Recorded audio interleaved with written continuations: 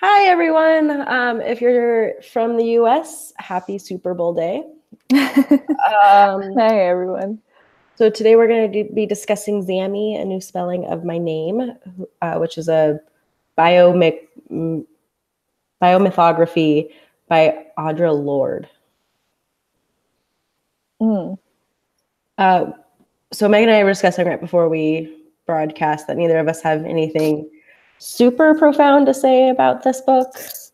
But if anyone has any questions or anything that they'd like us to discuss, please let us know.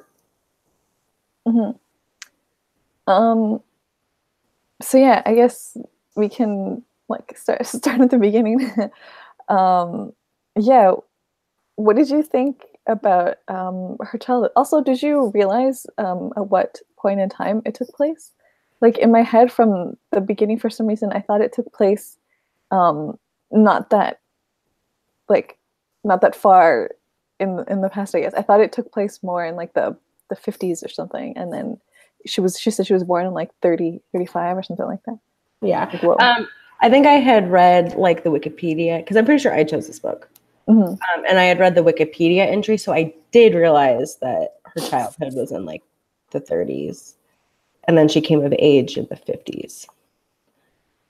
And then also they talked about like the Great War and stuff, and so that was kind of put me. But it did read like a little bit more modern than that. But she wrote it in the 80s, so I figured she was because kind of retconning the language and stuff. hmm But yeah, I found I think when she was talking about her childhood and her mom, I think that was that was my favorite part. Like the first, I read it on ebook, so I didn't really know how many pages were, but like maybe like the first quarter of the book was what I liked the most. Interesting, because I was kind of the other way around. Like as soon as she got into her like adolescence, it was kind of like for me that was like when it picked up. Um, like I liked her descriptions of childhood because to me they felt like really real. Hmm. Um, they felt super accurate when she was talking about. Sorry, hold on a second. Yeah. Bless you. Okay, sorry about that. But yeah, sorry. She was talking about like the fact that she was like the youngest one, and that she kind of really wanted like a playmate and stuff. And then she talked about that girl that she met on the porch with the really nice like jacket or something, Yeah. where she was like she looked like a doll. Um, like it reminded me of like me basically when I was young, because like as the youngest and only child at the time, yeah, I was like I just really wanted like someone for my own, even though I didn't like I couldn't contextualize what I meant by that. um and yeah, it was like the same feeling of like I don't know like what I mean. It was like from my own self, like it was a nice way of putting it. um and yeah, it was like interesting to like compare, um or like see the way that she was parented, um as probably like pretty common experience, especially because like back in the day it was difficult. Like you weren't like friends with your kids, like you were their parent, and like and that was your relationship with them. um Yeah, I felt kind of bad for her mom. I felt like she was really yeah. like harsh on her. Like it's not that I don't understand her point of view, but I was like, yeah, I mean, your mom's clearly doing the best she can in a difficult situation, and I felt bad that she was like, I feel like she never really said anything kind about her mom. She said understanding things about her mom, but never anything kind. Yeah, it feels like one of those things where like in retrospect it's easy to understand, but like you as a child you can't comprehend the fact that your mother is also a person, Yeah. and that they're going through some things. Like you kind of only understand what you're going through, and the fact that like either your parent helps you or they don't, but you can't understand like the fact that they can't or they won't for like their own reasons and stuff, and that they don't understand how to relate to you as like your own individual person as well. Like it's so much easier to see things like that, like once you're an adult and stuff. But yeah, I get the sense that like I don't know, maybe she still like has sort of like resentments, even though she understands. Like it's difficult sometimes to put those two aside. It was also like really sudden, like when her dad died, because we didn't really get much build up to that. Just suddenly, like, oh, I was called, and then he died. Yeah. She never really spoke about her dad a lot anyway, so I wasn't sure. Like I didn't have much emotion tied to that death because we didn't. Like she just never spoke much about her dad, and if she did speak about her dad, it was mostly to say like he was barely a presence. He never, we said maybe 3 sentences during that time, or he just seemed kind of like a almost a non-entity in her life. Yeah, he was just kind of there. Yeah, I feel like you can only sort of appreciate him in relationship to her mom, and the fact that like, and how much he meant to her. When she describes him as like her one true equal or something like that, it's like, oh man, Yeah, that's rough. But yeah, another thing too that kind of struck me, I guess, about her writing is the way that she would suddenly introduce like really surprising and like heavy things like that happened to her. I remember the like incident where she talks about like going to the library to check out the the like biology books basically about like menstruation and stuff like that. And then she just with like no um with like no warning basically tells you that she was like raped when she was 10. yeah, um and I was like, what? That I had to like read it again because I didn't understand what was happening. Because she's sort of like, there are times where she sometimes gives you like um what's the word, like foreshadowing. But it happens like so abruptly, like there's just no build up. There's like one line that says something, and then like sometimes it seems so out of context that I am not sure if I read it correctly or if I'm missing something. And then like a bit later she will tell you that like this really like heavy thing happened.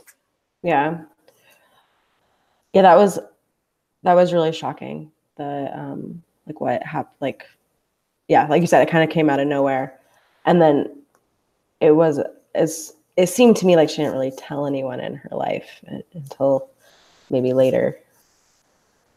Um, but it seemed like she didn't quite understand what had happened to her. Like she didn't want to tell her mom because she didn't want to tell her mom where she was, and then she didn't understand that it was wrong. And then also the same thing about her friend Jenny that killed herself. Mm-hmm. It was also kind of like a one-liner that her dad was sexually abusing her, and that's at least part of the reason why she killed herself. And I was like, it. Yeah, there was like some line that she said something about like um that Jenny would die like 2 months or like a month or something afterward or something like that. And I didn't understand because she would go back and forth from using her like full name to her nickname. And I was like, was she talking about someone else? Am I missing something? And I had to go back and reread that. Then I realized that she was talking about Jenny. And that was like super heartbreaking because like it was like that was the like I also understand the I guess like the emotion that comes with like your first like relationship that's like your first friend. So I was like very invested in that, and then like the things that they got up to were just really like heartwarming basically. And then it like just a lot of avoidable things happened, like just all of that really didn't have to happen. Yeah, And I feel like that's like another really tragic aspect to it. yeah. It seemed like she had a very tragic life. Um, Audra Lord. Yeah, there were a lot of like crazy things, and it's a bit. I mean, I was kind of thinking. I mean, maybe this doesn't make any sense. I was kind of trying to like piece out like what elements of it like were possibly avoided and like what stemmed from what or something. But it's kind of hard to say. I mean, I guess sometimes things just happen. And yeah, you can't control other people. Yeah. So when I was looking for this book, because I was trying to find a book that was like LGBT.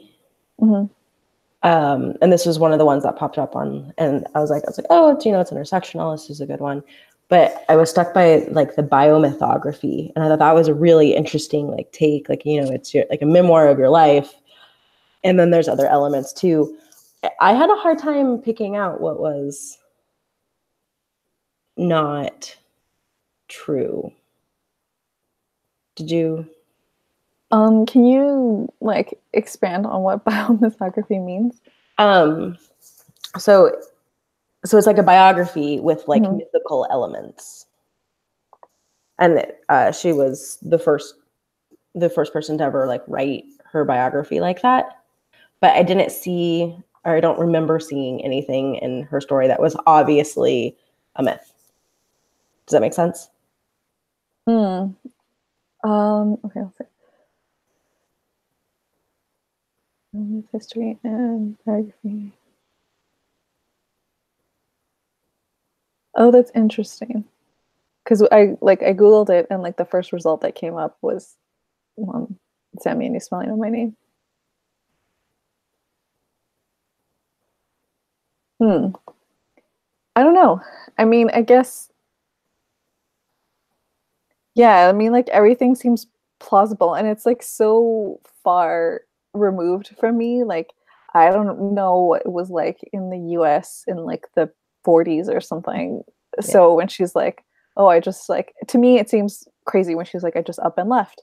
Like I moved to this random place where I knew no one, and I had like $60 in my pocket or something, and I'm like, okay, like seems legit. Yeah. I mean, I guess maybe it's what she wanted to do, not what she actually did, or maybe she like morphed several characters into one character, or several people into her life into one character in her book. But I would just be really interested to know what part wasn't just biography. Yeah, I'm like maybe the Mexico part of it. Like maybe she did go and like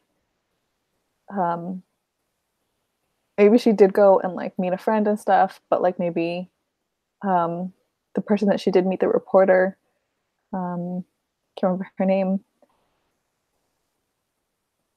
The reporter that she had an affair with, do you remember her? I can look it up real fast.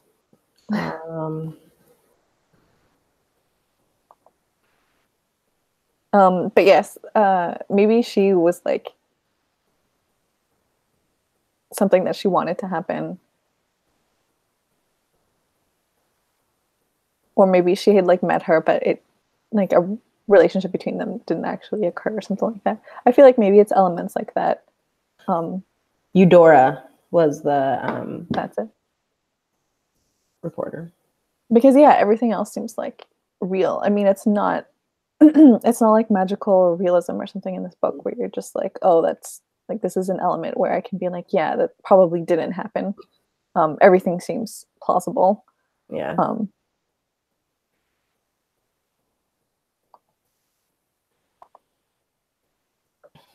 But yeah, it was interesting too that like one of her major focuses was bringing attention to the fact that like even though she and like her friends and stuff, they're all like marginalized and on the fringes and stuff, it's still different. Like everyone's experiences are still different. Like just because you and your friend are like both gay doesn't mean you both understand exactly how you feel. Like even if you and your friend like share a whole bunch of similarities, including like background, ethnicity, and stuff like that, it doesn't necessarily mean you'll understand each other's like experiences and like the way that you're feeling and stuff. And I thought that was like interesting. I didn't think she would bring as much attention to it as she ended up doing. which was nice. I liked like her sisters.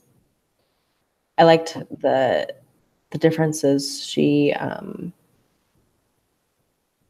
remarked on, like between her sisters, because her sisters were both like light skinned.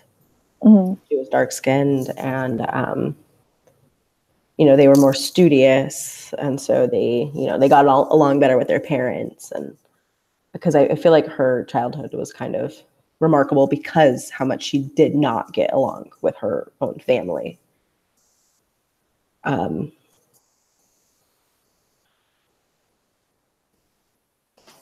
then since she didn't really have any like friends at school, I thought it must have been really rough to not even get along with the people at home.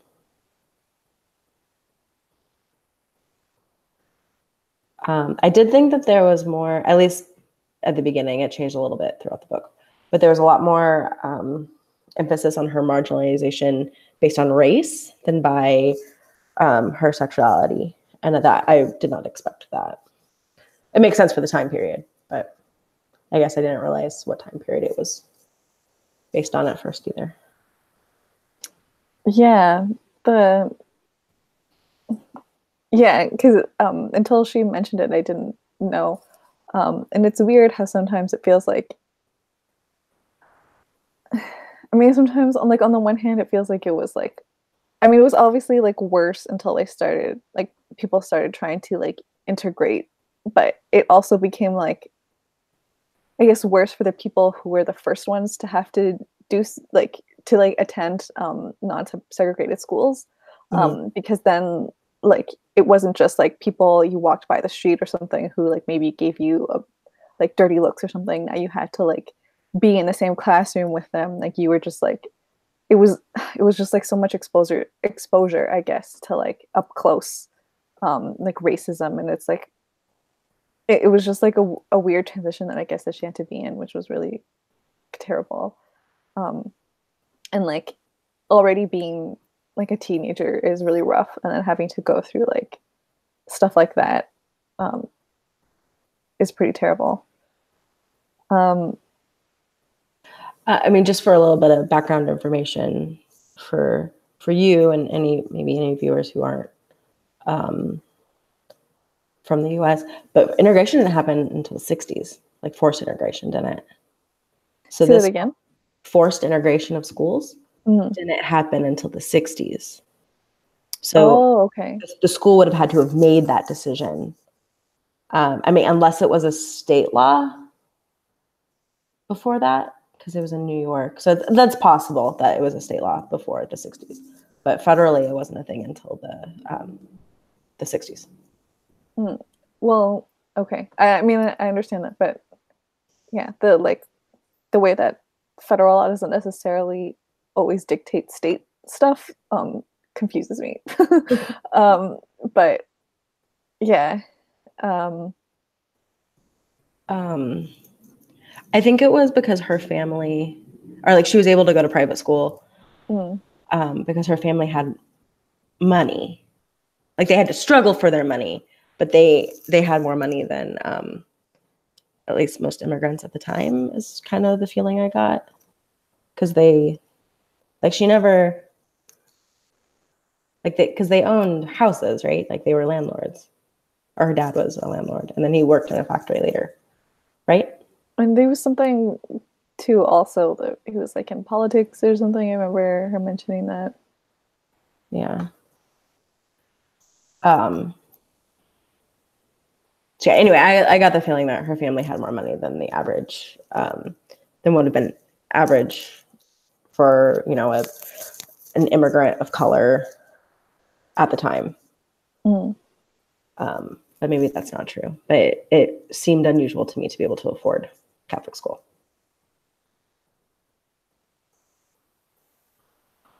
Yeah.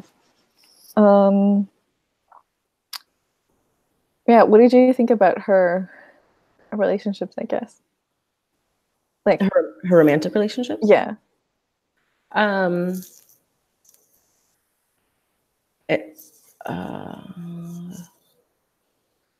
Nothing. I thought they were very realistic. like the differences between the other women. Like her,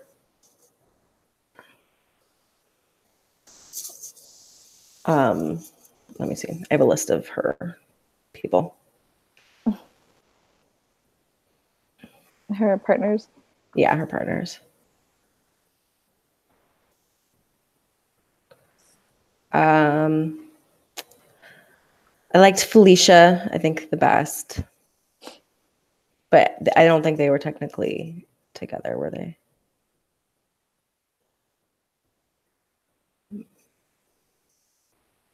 Yeah. What did you think? Did you have any thoughts about? Yeah, I also thought it was pretty realistic.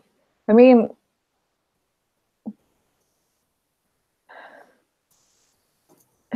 yeah, I really liked, I guess, I really like Jenny, but there's like, obviously, it's just so tragic. It makes me really sad. Because I keep like thinking about it from like her perspective, kind of where like, because she mentions too, she's like, if only she had let her stay, or if only like something different had happened, whatever. So I don't know. Maybe it's just because it's like so like preventable and stuff that I'm like still thinking about it. It's really sad. But yeah, yeah, they were all like really interesting. This is like a side note, but when she moved to Stanford and was like working the like something about like the rock crystal thing, and she had to do like the X-ray machine or something like that. I remember like as soon as she mentioned it, I was just like, oh my god, what year is this? Like, what standards are there for using an X-ray machine? And then she herself addressed it, and I'm like, oh my god, that's terrible. Yeah. Yeah. I did you, because when she had the interview, or her first interview, when she dropped off the resume, I guess, the lady asked her, like, what job she was looking for, and they're like, oh, something in the medical field. And then she's like, well, you can be a maid because we don't hire. I think they said colored. We don't hire colored people for those kind of jobs. And then she asked if she could type. Why did she lie about being able to type? Do you know? Yeah, I'm still not entirely sure why she did that, because I think she said that she like I think the okay, so how I understood it was that part of it is that she didn't know how to do it like properly. Mm-hmm. Because she was self-taught, right? So maybe she did like the like one finger at a time type thing or something, and like didn't want to be called out on that or something. Um, or maybe she was just a bit slower, or maybe she just didn't want to have to do those type like that type of work. Like she wanted to do what she wanted to do. Yeah. Um, Because I think she wanted to so be a medical transcriptionist, or that's what she told the lady. She wanted to be a medical transcriptionist. she And said receptionist. oh, okay, Yeah, that does make and more sense. Because I was like, you have to type to be a medical transcriptionist, or maybe not at the time, but anyway. yeah, I feel like either way, yeah, if you had to work in like an office setting, you would have had to do some kind of like Mm-hmm. type whatever, like something like that, which is a bit weird. I didn't completely understand that, but yeah, um, yeah, I'm not sure why she did that. It just in general, um, but yeah, it was just really interesting to see kind of her like lifestyle and the like going the idea of just like walking in and being like, hey, are you hiring? Sure, you start tomorrow. Like, whoa, wild. Yeah, right. No wonder our parents think it's so easy to get a job. What? They will literally throw my resume in the trash if I go in person. Yeah, or they'll just be like, apply online. This is our website. Um,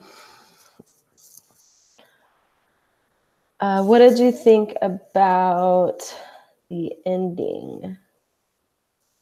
Or because okay, so she ran to Mexico to get away from McCarthyism. Since And then she went back, and then after Mexico, she went back to New York City.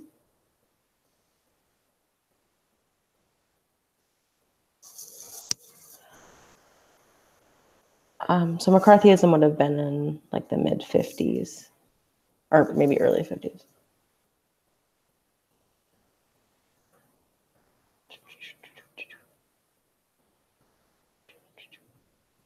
Yeah, early 50s. Yeah, that I didn't like totally get either, because it's like outside my scope of historical knowledge, I guess. So McCarthyism was like the Red Scare. Like they were trying to like I think it was mostly people in politics and people in like Hollywood. They were trying to find anyone who had communist leanings, and there was a lot of people who got blacklisted from their professions for having communist ideology. And it was like, I'm sure they found some real communists too, but it was mostly like a tactic to silence people that they disagreed with for any number of reasons, political or not political. Yeah, I mean, I kind of understood that, but it seemed to me like I'm like maybe that didn't actually happen. I'm not sure, because I've only seen it in like Hollywood movies and stuff, and obviously I don't know how much of that is like real. Yeah, I don't know why they would have come after her. It didn't sound like she had enough power for them to be worried about her. Yeah, and then also I think they were like the FBI or something. Oh yeah, that also too came up really randomly, and I didn't understand where her friend, they were looking for her friend Mary or something because she married like a trafficker or something. I'm like, what? The FBI handles missing persons, and so I kind of took it as like a period thing that they used to go around actually and like talk to people in person. But FBI handles missing person cases. So if she disappeared, somebody like filled out the missing person paperwork. The FBI would take care of it. Oh, interesting. Yeah, that seemed really crazy to me too. I'm like, what? But before they revealed that like he was suspected or known as the like human trafficker or something, and she was like, "Oh, the FBI came by my house." I'm like, "What?" Like, that's so crazy. I'm like, "What did your friend do?" Oh my god. But yeah, and then I think she shows up again later or something. Mary, I mean, yeah. Yeah, like she knew like a lot of like crazy people, or a lot of like crazy things happened to like, if not her, then her like inner circle of people. I did like the, I guess the tone of the ending, where it was like a bit bittersweet, but like still kind of like hopeful. Yeah. I also really like the writing style in general. I found it like it took me a lot longer to get through a book that's like 200 pages than I thought it was going to, because like it like almost read like poetry kind of. Like it was very like staccato like sentences and stuff. But I did like the writing style. It really gave me a good picture of who she is, I think, or who she was. She died in the 90s. Yeah, that kind of took me back too, because once I realized that she was born in like the 30s or something, I'm like, oh, she's probably died. I don't even think she was 60 yet when she died. She was like 57 or something, 58. Oh wow, she was really young. Yeah.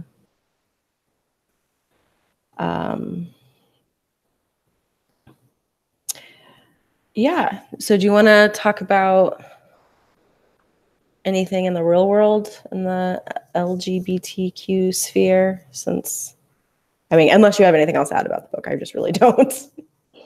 Well, we can talk about well, yeah, I mean, like, I guess we both like talked about this, but we can talk about it somewhere. The like my sort of question about the like using the LGBT community and stuff as like marketing or like promotion and stuff, which I'm still like, I don't know, of like two minds about, I guess. Where I'm like, two minds about just about everything. So Everything is way more complicated than I thought it was going to be. All right, so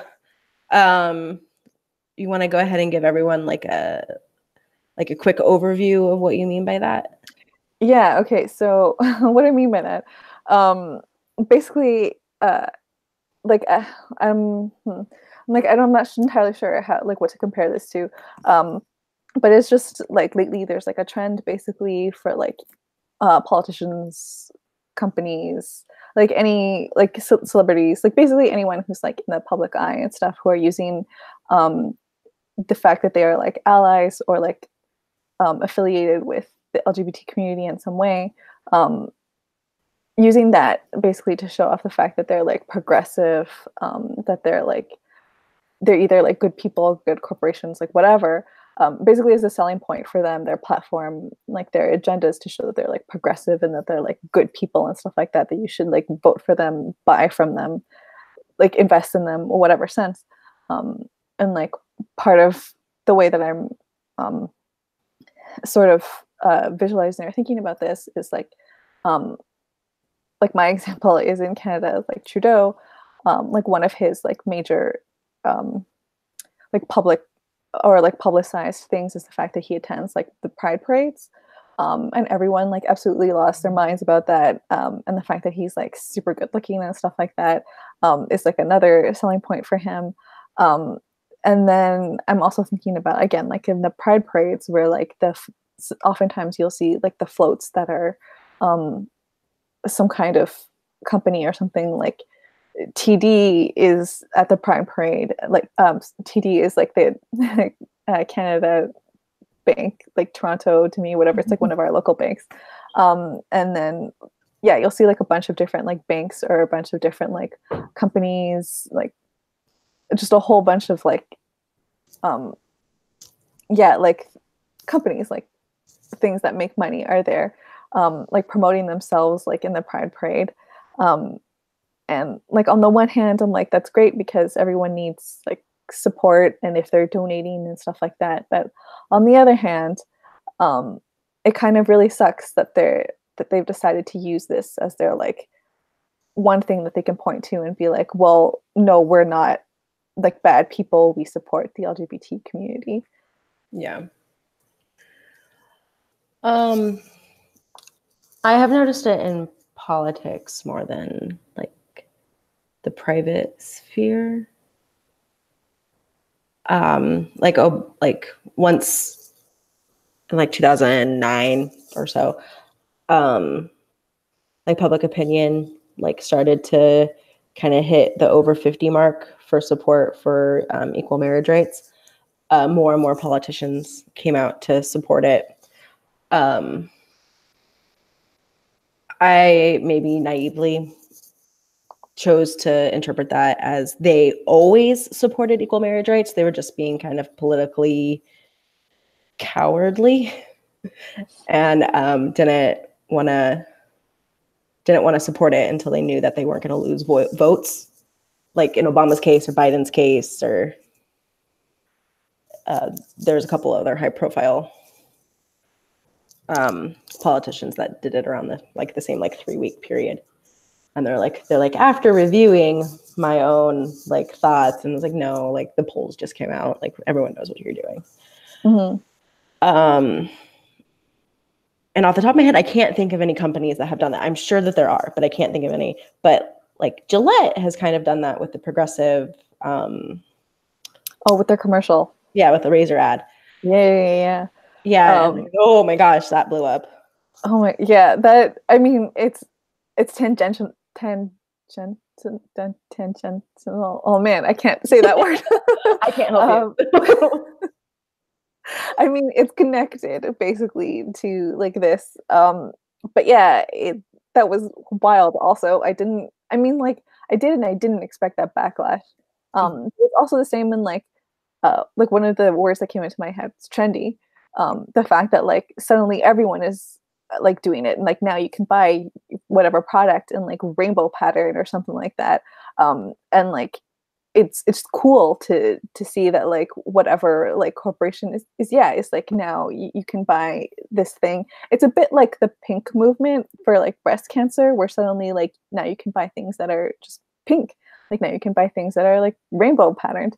And like on the one hand, like they're like, yes, because you need awareness for this, you need support. On the other hand, you're like, but to what end? Because like, are you really becoming more understanding and progressive, or are you just like, do you just like the fact that you're in on whatever is like happening? But anyways, the Gillette commercial, oh my gosh, like I did and I did not expect that backlash. I didn't expect it to get as much, like the backlash, to get as much traction as it did. But like people that I consider to be fairly reasonable, like lost their ish, you know? But yeah, I mean, like I guess like the green movement has become more trendy too. I'm just thinking about like corporations like attaching themselves to progressive causes, which, you know, as you say, it is both good and bad. Like it's like the this isn't a direct correlation, but you know, people when they like go and like, you know, to soup kitchens or whatever, like when they volunteer and then they take a lot of pictures about it, of it. It's kind of like that. It's kind of like you're doing a good thing, but maybe for the wrong reasons. And so you kind of got to weigh that, but it doesn't mean it's not a bad thing. But are you just being wanting to get attention? I don't know. Yeah. I completely understand your of two minds thing. I feel like it also perpetuates the idea that like, just like in, I mean, not just like, but in a similar vein to like the fact that, oh, you know, racism doesn't exist anymore. We had a black president, or like, or whoever is like a person of color. So like racism isn't a thing. It was like, it's a thing of the past, basically. It's this, like, we're getting, it's the same kind of idea, sort of, where like, oh, discrimination against people in the LGBT community or whatever isn't a thing anymore because like our prime minister is Justin Trudeau and he attends the pride parades. So like obviously, and like that's another thing that I've mentioned a few times, that where I'm like Canada likes to perpetuate that image of themselves. And it's not that we're like, and it's not that that's not a good thing, because it kind of forces people to be like nicer, or like more accepting, or at least like on the surface level, which is better than nothing, to be honest. But it doesn't stop the like kind of like the systematic level. I mean, like there are still instances of it, and then it's also just used as a cover for like other things. Especially because if it's not like intersectional support, then it's not like your full support, basically. Because like, who are you for, really? Which is like, yeah, this is, yeah. I mean, it's like super complicated, and I still like, I don't know. There are a lot of people too who feel like the fact that things like Pride are becoming sort of more and more like corporate sponsored, where they're like, is this really what we want? And like, should we try to like scale it back? But on the other hand, we could use their support. And on the other hand, like, it's nice to have more promotion. So it gets difficult. Yeah, everything is super, super complicated. Are there any news stories recently that you want to talk about? I feel like honestly, this month has been personally very strange for me. And I have not been following the news as well as I normally do. In terms of like LGBTQ, not exactly. Yeah. Not totally. I mean, this is man, I'm like, this doesn't even necessarily sounds weird to like put this in the same like thing. But I'm like, I recently saw Bohemian Rhapsody. That was really good.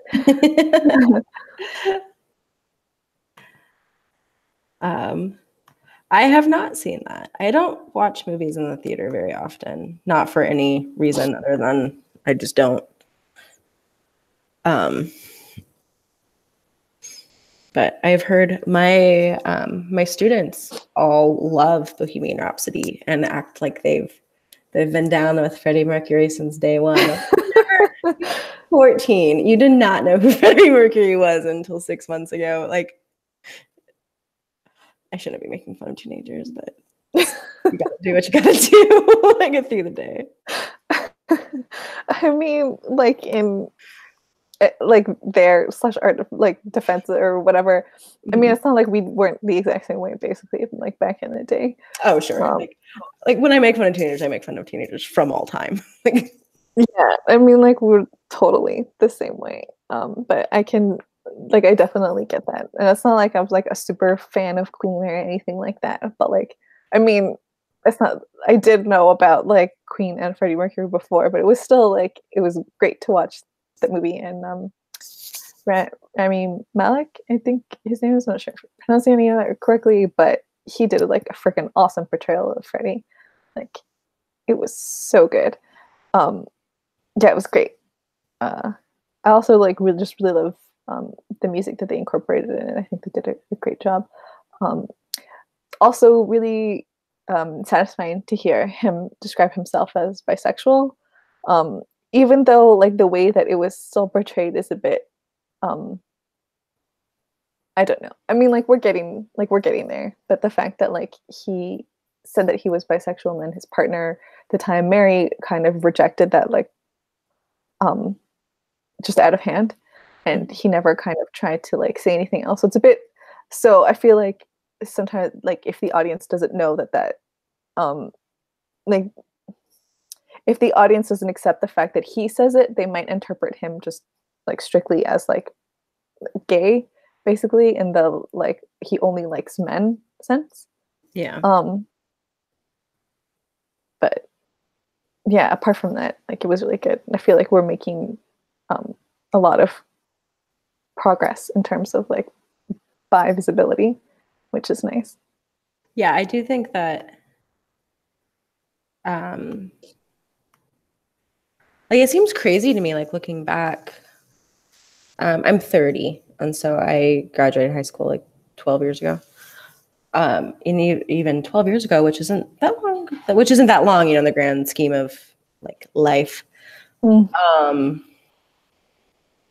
Like how far we've come in like a really noticeable day-to-day way with LGBTQ rights. I did just read on, I was looking up LGBT news, and Kim Davis has to, the clerk who refused to sign marriage licenses. She has to pay for everyone's legal fees, so that's good news. That is. Oh man. Damn it. Something.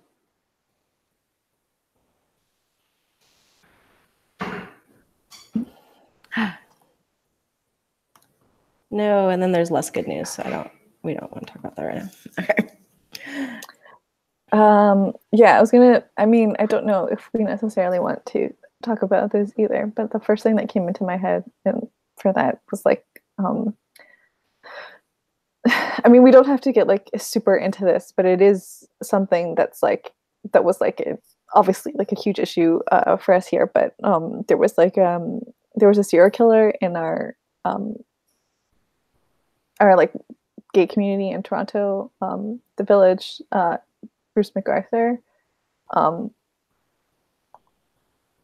and basically like he pled guilty. I think it was to 9 counts of homicide, so he's like being tried for that. And then also, which is actually like quite satisfying, is the fact that like the police are also being held accountable for like the utter like disastrous way that they handled everything, because on so many different occasions, people would basically tell them that something is happening. This person is missing. You have to look for this person. This person is suspicious. Like, they would basically go to the police and tell them all these things are happening, and they would dismiss them, or they wouldn't like really look into any of these things that were happening. So then when it came to light that they had actually apprehended, it was like MacArthur, and that they had him in custody, they didn't question him the way that they should have, and they let him go, and then he continued to kill more men. So the fact that that came to light, they're actually like going in to investigate the police, basically, because they're like, this obviously like can't stand. Yeah. So like, that's good. Because that was like terrible, absolutely terrible. That's so scary. Also, this is going to sound really weird, but I don't think of serial killers as like a modern thing. I think of them as like something that we've like don't have to deal with anymore. And it's really kind of jarring to hear of a modern day serial killer. Yeah, it seems like a made up thing. Like, yeah. What's it called? Yeah, it seems like it was a thing that happened back in the day, or that only happens in like movies. And I was gonna say in the US. But that's only because that's just the like big publicized things that happen. Well, I sort of think we have the most serial killers, maybe even per capita. Let's look it up. Serial killers per capita. But yeah, there's obviously like a whole bunch of ramifications concerning the fact that like, was it just like it was dismissed because it was happening in the gay community of Toronto, and then there's like a whole bunch of different things associated with that too, because like maybe they didn't have their family backing them, maybe it was only friends or something who were looking for like these missing young men. Dang, the US has more serial killers by like 10 times the next country. Wow, what's the next country? England. Whoa, wild. England's really small. Yeah, I mean, I think that I hope this is per capita. Maybe it's not, but then that would make sense because we're so much bigger than England. But anyway. You learn something new every day. Scary. I'm like, what is it? I'm like, what is it about England that produces more serial killers? Scary. But yeah, it's pretty crazy. That is like the one thing that I know, because a friend of mine basically followed this case pretty closely, and she's the one who's been like updating me about it.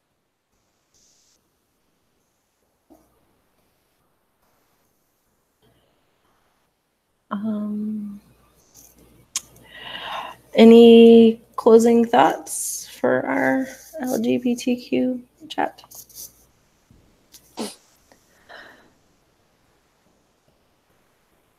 I mean, I wonder if and I guess most of, or a fair amount of things that happened in her. I mean, I guess the real things that happened were like a product of her time, and like how many. I mean, obviously you can't compare different people's experiences and stuff, but like things to like a certain extent, would they like be possible to happen, and like nowadays probably not. But yeah, I mean, part of like what she talks about is her isolation, and the fact that it's difficult for her to connect with and like form or find a community of like other women who are not necessarily just like lesbian, but queer in some way. It's difficult for her to like reach out and stuff like that. I'm like, I wonder if it would be easier for like her now or if it would be kind of the same, because it's still not like, I mean, it's hard to say. Sometimes it just depends on the person as well. Yeah. Or like where you are. I think it's easier to find your community now, just with like the internet stuff. Also, you're probably like, she probably did know more queer women than she thought she did, but you know, time constraints of the time made people less likely to live or openly.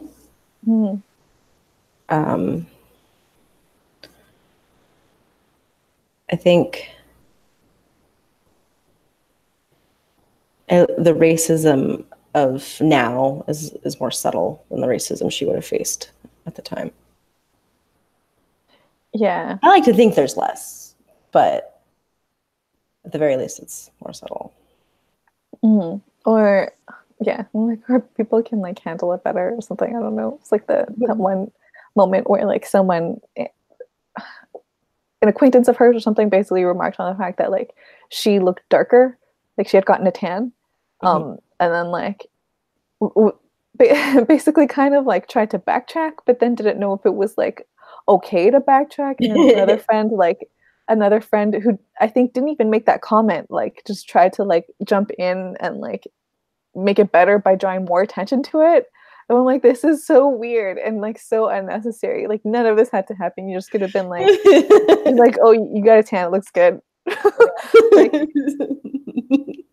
okay. That's hilarious.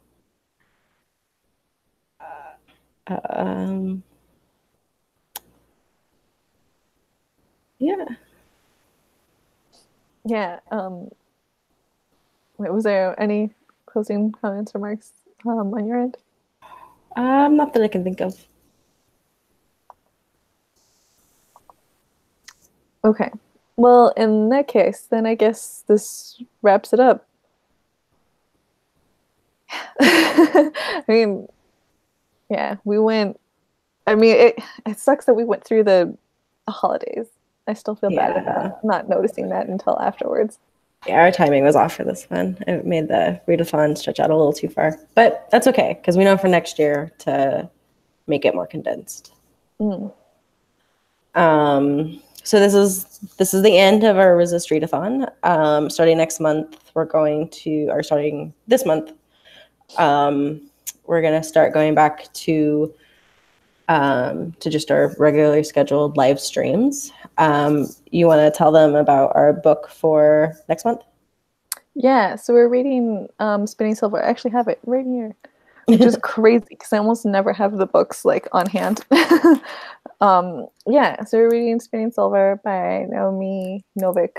I thought it was really cool. I think it's like a retelling basically of like Rumpelstiltskin. From the things that I've heard about it, it also brings in the element of like the way that the protagonist is like described. She's kind of like coded as being Jewish. Oh, okay. Which I think is like, again, I've only heard it because I haven't finished reading it yet, but it's like I've read like the first 2 pages, so I can't even make any comments about it. But I've heard that it's handled really well, and it's an interesting take on like making things that like Jewish people are often refer to in like derogatory ways, or like their bad stereotypes of them, basically, as like making it part of a positive, I guess, mythology, because our hero, or like our protagonist, is coded as being Jewish. Awesome. Yeah, so I'm super interested, and I really love fairy tales, so I'm excited for this. And then our goal also from now on is to have our live streams the same time and day every month. So our plan is to have it the first Sunday, 1 p.m. Eastern time of every month. And so we're hoping that kind of stability will work better for everybody. Mhm. Anything else we want to add for next month? No, because we haven't. Well, yeah, as we come up or like decide on certain things, because we like Tiffany and I haven't discussed it yet. But like as things come out, we will let you know. We will keep everything updated. And yeah, we'll see you on social media and Goodreads. All right, and we'll see you back here March 3rd, next month. All right, have a good one, guys. Okay, bye. Good Sunday.